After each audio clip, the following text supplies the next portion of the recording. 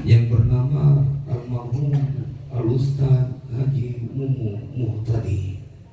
Dari namanya saja kita tahu ini orang suka menunjukkan kepada kebaikan.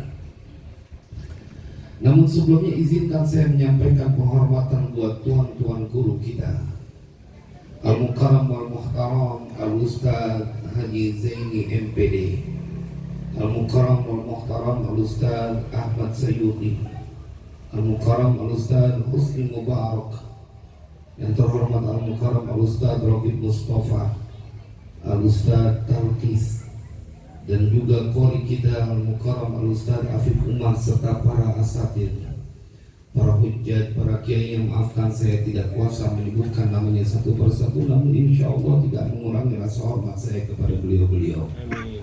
Jemaah, Al-Quran bercerita seorang ayah, jangan kata dia masih hidup, bahkan setelah meninggalnya pun masih bisa nolongin anak-anaknya yang di dunia. Ini baru seorang ayah nih.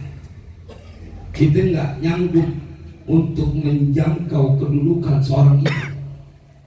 Ini baru seorang ayah, udah meninggal ya, masih bisa nolongin, nyenengin orang yang masih hidup, dan yang bercerita adalah Al-Quran. Nggak bisa terbantahkan, nggak bisa, karena yang bercerita Rasulullah. Kita akan temukan, dan kisah ini masyhur. Saya ingin manfaatkan waktu langsung kepada hikmah dari majlis haul yang berkaitan dengan birrul walidain. Ketika Allah ceritakan kisah yang banyak kita sudah mendengarnya tentang seorang nabi yang bisa berbicara kepada Allah, Nabi Musa namanya, Kalimullah.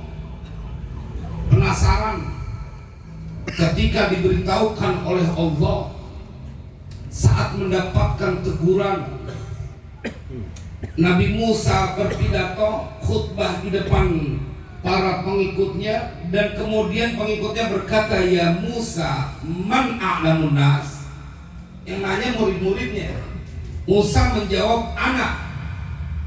Tetapi kemudian ditegur oleh Allah, ada seorang hambaku, huwa a'lamu minka ya Musa. Dia lebih pandai dari engkau wahai Musa. Penasaran Nabi Musa, siapa dia ya Allah? Padahal Nabi Musa sang kalimullah.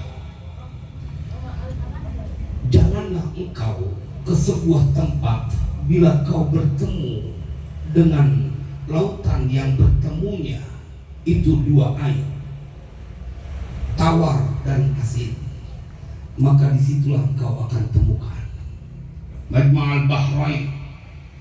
Jamaah, jalan Nabi Musa sampai diceritakan dalam Al-Quran, aku tidak akan pernah mau berhenti berjalan sepanjang umurku sampai ketemu sama ini lelaki. Saking penasaran, mana dia sih ada lelaki, ada hamba Allah yang lebih pandai, lebih alim daripada Nabi Musa. Ini menjadi dalil ente nggak boleh pernah berhenti belajar, karena Musa sudah punya kedudukan begitu hebat, masih nyari guru. Tetapi yang saya ingin sampaikan bukan itu. Ketika Nabi Musa akhirnya bertemu dengan Nabi Khidir dan nyerah, nggak sanggup belajar sama Nabi Khidir karena kebangetan tinggi dia punya ilmu. Bagaimana nggak nyerah? Berhadapan dengan para nelayan yang kapalnya dibocorin, dirusak sama Nabi Khidir. Musa tak sanggup menahan dirinya dari keingintahuan, bertanya, alasan apa kau rusak kapal itu? Jemaah, kemudian yang kedua, ada seorang anak kecil yang sedang bermain kemudian dibunuh. Musa juga bertanya, sampai pada waktunya satu lagi pelajaran yang didapati, dan ini akan menjadi kajian kita. Dalam keadaan lapar masuk ke sebuah kampung, tidak ada yang mau memberikan makan, tetapi kemudian mendapati sebuah tembok yang mau rubuh, didandanin sama Nabi Khidir sama Nabi Musa, dan tidak kita upah. Ini yang akan menjadi stressing kajian kita malam ini, bahwa seorang ayah Walaupun udah meninggal dunia, masih bisa nolongin anaknya yang hidup di dunia.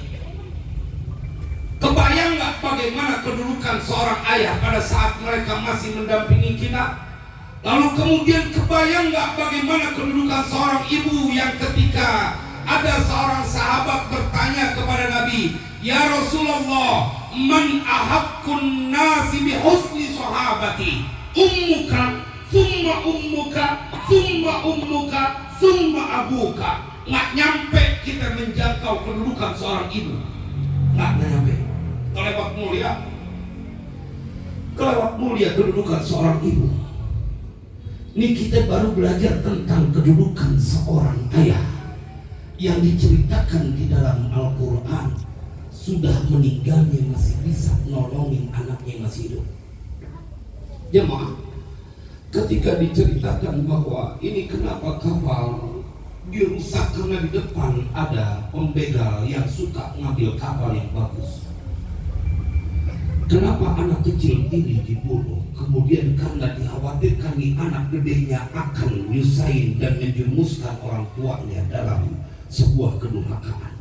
Tetapi yang menarik adalah ketika bagaimana dengan tembok yang kita dandani, tapi kau tidak menerima upah dan meminta bayaran. Kita lihat ayatnya. Wa ammal jidaru fakana li ghulamaini yatimaini fil madinah wa kana tahtahu kanzul lahuma wa kana abuhuma shalihan.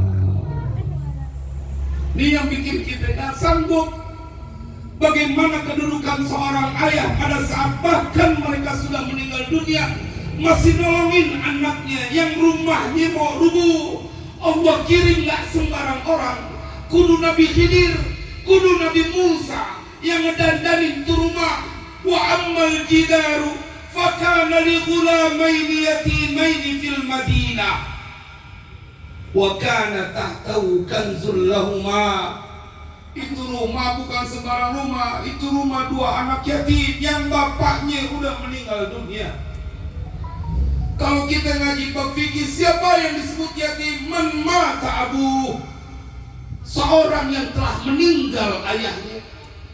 Dan diceritakan di dalam Al-Quran ada dua anak lelaki yang dia nggak punya kemampuan buat dandanin, dia punya rumah, temboknya mau rubuh. Allah kirim Nabi Khidir dan Nabi Musa buat ngedandanin, kagak pakai minta upah. Wa ammal jidaru fakana li ghulamaini yatimaini fil madinati wa kana tahtahu kanzul lahuma. Ada harta simpanan di bawah itu jidar. Wa kana abuhuma shalihan. Yang bikin jadi istimewa nih anak sampai mendapatkan perhatian khusus dari Allah karena dia punya bapak adalah seorang lelaki yang saleh. Wa kana abuhuma salihah fa arada rabbuka an yablugha ashuddahuma wa yastakhrija kanzahuma rahmatan min rabbik. Ini jawabannya, karena kasih sayang dari Tuhanmu. Wa ma fa'altu an amri dzalika ta'wilu ma lam tastih alaihi sabra. Musa, aku tidak melakukan berdasarkan kemampuanku, tetapi ini perintah dari Allah. Shallu ala Nabi. Shallu ala Nabi. Biar kita tahu bagaimana kedudukan seorang ayah. Mereka yang disebut oleh para penyair rela mengorbankan kepentingan dirinya demi anak-anaknya. Jemaah, seorang lelaki yang jangan-jangan mereka keluar dari rumah sebelum matahari terbit, kembali ke rumah matahari telah tenggelam. Berhari-hari, berbulan-bulan, bertahun-tahun, tak sedikit pun kita mendengar dari lisan ayah kita keluh kesah, apalagi menyesal dan menjadi orang yang mengharapkan balasan dari anaknya. Nah, setiap ayah yang manapun. Dulu waktu saya masih bujangan, saya nggak buru-buru nyambung dengan ini kalimat. Kau akan melihat seorang lelaki yang rela berkorban apapun demi untuk terlukis senyuman pada wajahmu. Jemaah, begitu kita punya anak, ini dia yang dirasain orang tua kita dulu. Kita kadang tidak pernah mau terlihat di depan anak-anak kita tentang kesulitan yang kita sedang rasakan, karena kita gak mau ganggu. Jangan sampai anak kita merasakan apa yang kita rasakan. Tuh dia seorang ayah, dia rela bahkan kerja di mana-mana harus merasakan hinaan, cacian, makian. Dia simpen, dia tahan, dan dia tidak menceritakan sampai di rumah demi untuk menafkahi anak dan istrinya. Maka ketika Al-Quran menceritakan, para sahabat bertanya kepada Nabi, siapa yang paling berhak untuk mendapatkan infak atau harta yang dia mau berikan? Yas'alunaka ma'adha yunfiqun qul ma anfaqtum min khairin falil walidain. Allahumma fir lana dzunubana. Amin. Al-Quran. Mereka bertanya kepadamu ya Muhammad tentang harta yang mereka ingin infakkan. Katakan kepada mereka ya Muhammad, qul ma anfaqtum min khairin falil walidain. Bila mereka ingin menginfakkan hartanya, maka katakan kepada mereka ya Muhammad, manusia yang paling berhak untuk mendapatkan itu adalah kedua orang tuanya. Bukan istrimu, karena istrimu adalah kewajibanmu, tapi kedua orang tuamu. Jemaah, banyak kita mengaku cinta kepada kedua orang tua, tetapi lempengan memberi kita perlu diuji. Saya berikan contoh sederhana. Ini bapak yang ada di sini, kita semua pasti akan sepakat. Kita bila kita sedang jalan bersama ayah kita atau bersama ibu kita, kemudian kita di tengah jalan dicegat sama begal yang badannya gede-gede, mau gangguin ibu kita. Saya pasti tebak jawaban bapak dan ibu, dan siapapun yang ada di sini pasti kita belain ibu kita, betul apa enggak? Betul. Padahal yang kita hadapin badannya gede-gede, jumlahnya lebih banyak, mundur kita. Nggak bakal mundur Ustaz, sejengkal langkah semut, saya nggak bakal mundur. Ini wanita yang telah mengandung saya 9 bulan lebih, manusia yang rela bertaruh nyawa demi melahirkan saya, nggak bakal mundur. Keren. Seorang anak yang menunjukkan keberaniannya demi menunjukkan cintanya kepada ibunya. Kemudian kita uji, sekarang ibu ente gak minta nyawa ente, berani gak kira-kira kalau gajian dibagi dua, separuh buat bini, separuh buat ibu kita? Nah ini yang berat. Ini berat. Ini yang selalu saya sampaikan. Mana mungkin kemudian kita percaya kau mau mengorbankan nyawa untuk ibumu? Bila kau berbagi harta yang setiap bulan kau dapat, kau tidak mampu melakukannya, bukankah bisa kita simpulkan apa yang diucapkan tadi adalah sebuah kedustaan? Bohong ente, pakai mau nyawa lagi. Emak ente gak minta nyawa sebulan sekali, seminggu sekali, ente nengokin. Saya ketemu bapak, ada anak yang di hatinya kerja keras, ibunya udah tua, udah lama ibu nggak ngarepin kau membawa makanan atau sesuatu yang diberikan kepada enggak. Kita jadi orang tua ngerasain, yang dia pengen lihat ada perhatian dari anaknya. Ini kadang-kadang sengaja dia datang sekali ke rumah, cuma mau cerita, mau umroh sama bininya. Emaknya tinggal ngelus dada. Lu kan dari kecil gue yang ngurusin. Cara gue kalau emang mau berangkat umroh, emak lu belum pernah lihat Ka'bah nih. Jemaah, tidak banyak orang yang berani melakukan itu. Ini amalan berat, amalan kekasih Allah. Bila kau temukan seorang anak yang mendedikasikan segala usahanya untuk menciptakan senyuman di wajah ayah dan ibunya, ketahuilah kau sedang berhadapan dengan seseorang yang diridhoi oleh Allah Jalla Jalaluhu. Jangan kata kita, jemaah, siapa yang tak kenal dengan Abdullah bin Umar? Seorang lelaki yang tak mau makan kecuali ditemenin sama anak yatim. Abdullah bin Umar, seorang lelaki yang dia tidak mau ada makanan masuk ke mulutnya kecuali istrinya disuruh keluar cariin anak yatim untuk menemaniku makan. Kira-kira ada nggak model suami kayak begitu? Perempuan ada susah. Apakah gak ada kali sekarang? Udah udah. Tapi Abdullah bin Umar satu waktu dia tak mampu untuk membahagiakan ayahnya, Umar bin Khattab. Imam Ghazali ceritakan ini dalam muka syafahnya.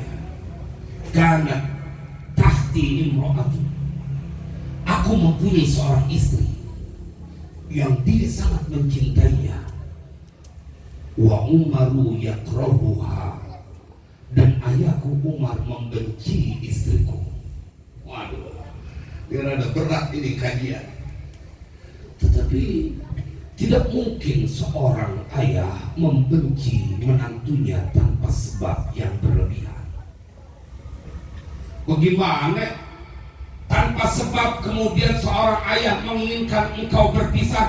Ibrahim meminta Ismail untuk berpisah dengan istrinya karena tuh istri selalu menceritakan aib dari suaminya.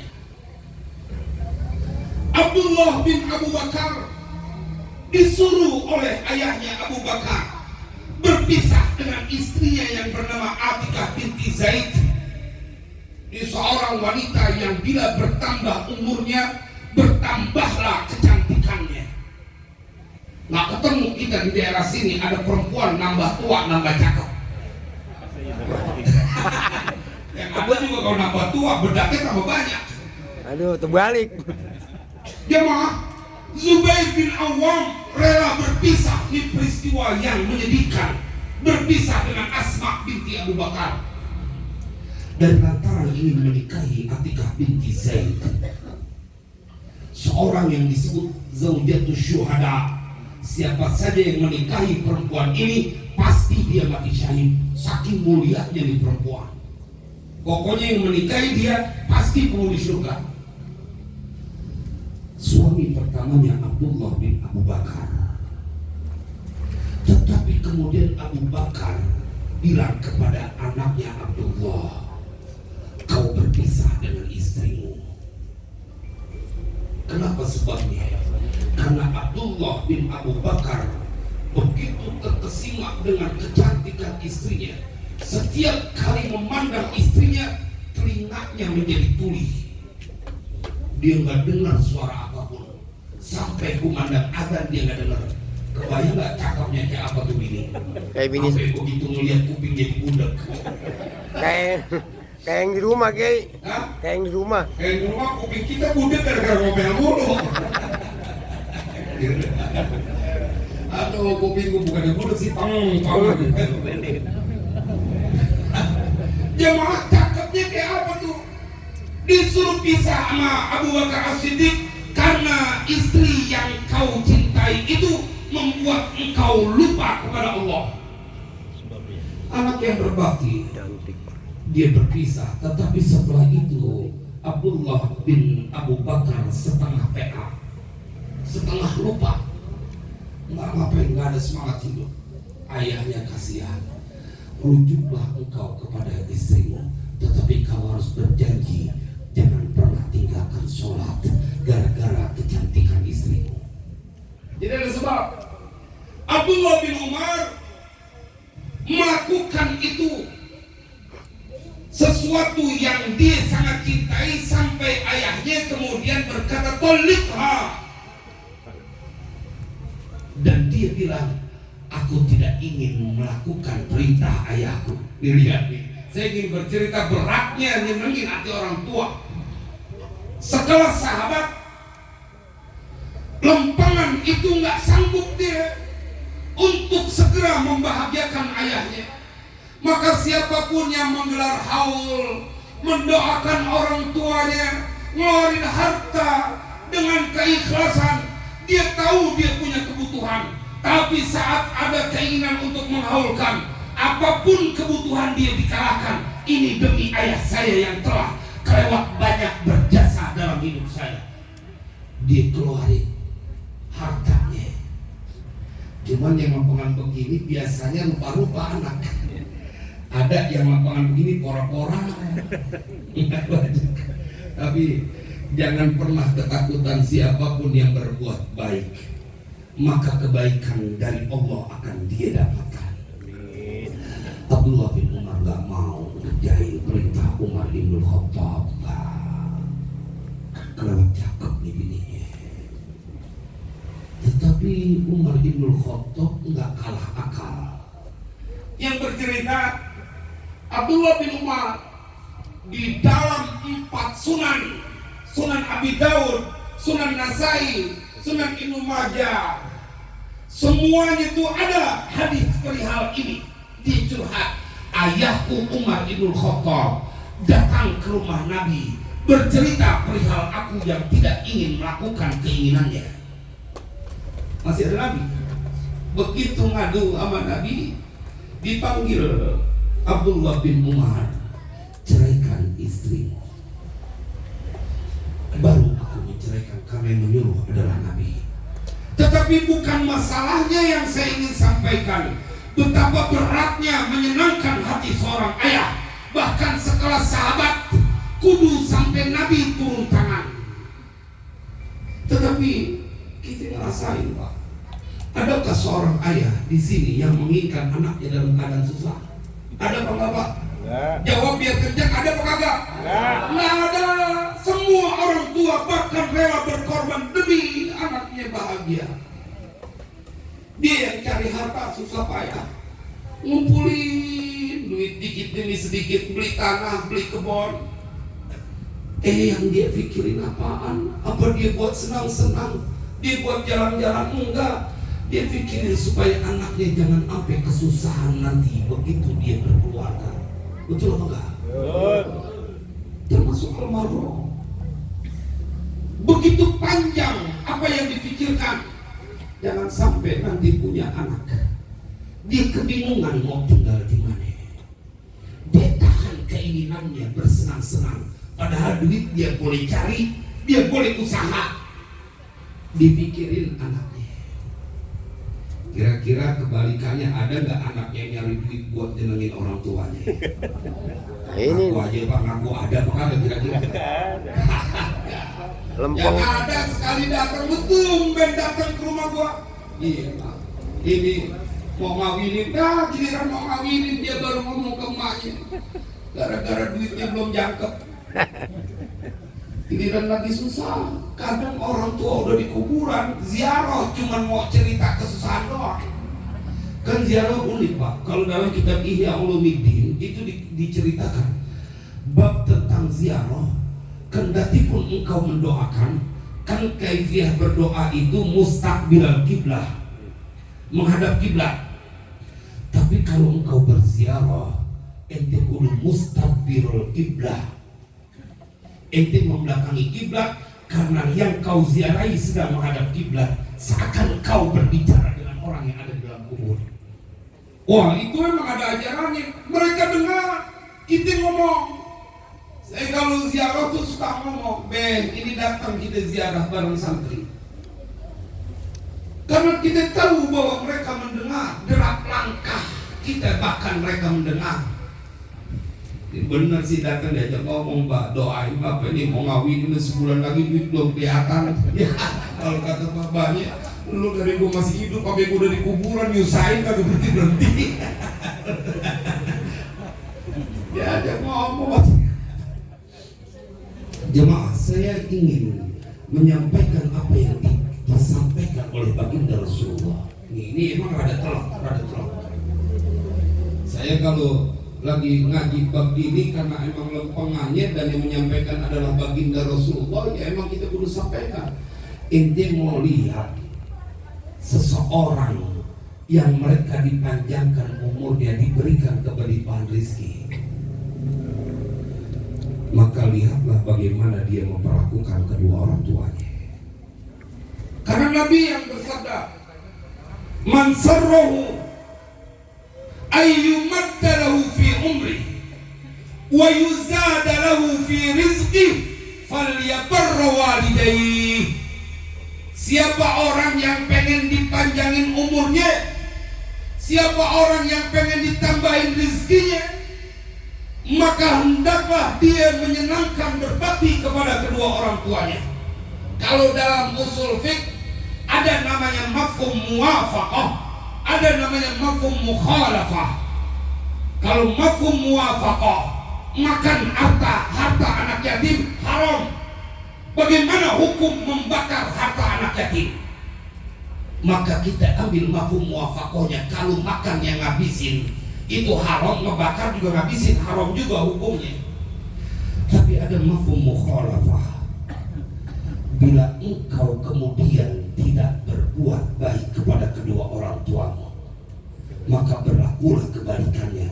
Ente bakalan kesusahan dalam urusan dunia dan akhirat. Dan itu selalu, Pak.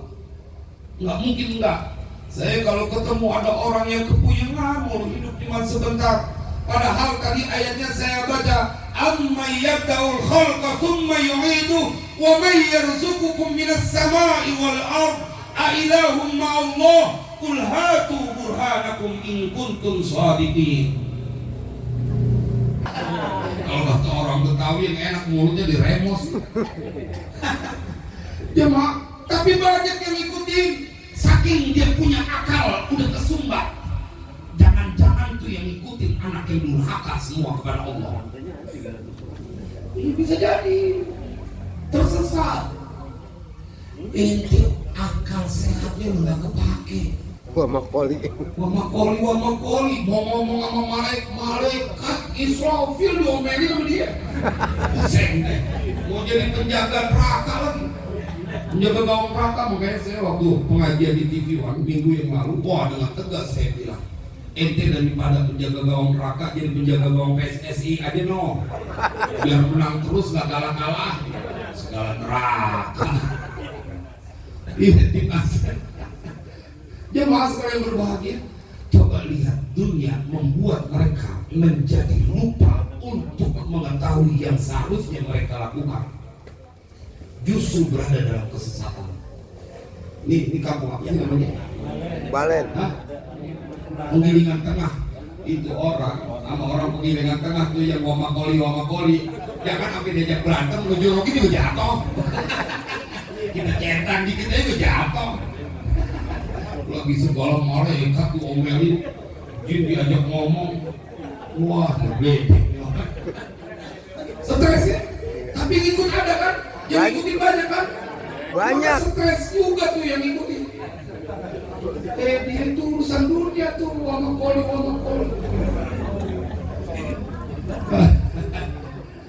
Tapi jemaah sekalian berbahagia, kalau kita tahu rumusannya, ente pengen senang di dunia, pengen senang di akhirat, mau ada emak ente. Datang tuh sahabat, pengen jihad. Nabi tanya, masih ada orang tuamu yang hidup? Ada, ibuku ya Rasulullah. Lihat, saya merinding ketika membaca di hadis.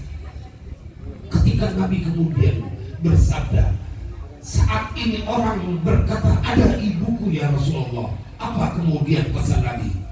Fas'alillaha fi birriha. Minta tolonglah engkau kepada Allah buat bisa berbakti sama ibumu.